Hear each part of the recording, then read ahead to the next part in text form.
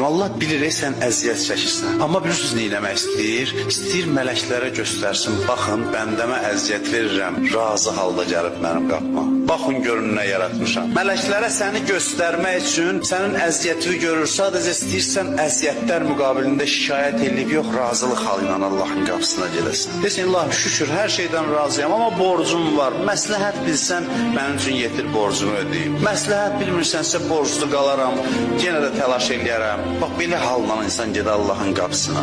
İmam Həsən əleyhissalamın sözüdür, kim razı halda Allahın qapısına getsə, mən İmam Həsən zəmanət verirəm duasının qəbuluna. Duası qəbul olar. Allah halın müştərisidir. Verib verməmək asan məsələ, bunu yadda sal. Bir dənə bilin ki, kimin huzurundasınız da hər şeyin xəzinəsi onun əlindədir. Niyə verməsin? Niyə verməsin? Halı istəyir, halın müştərisidir.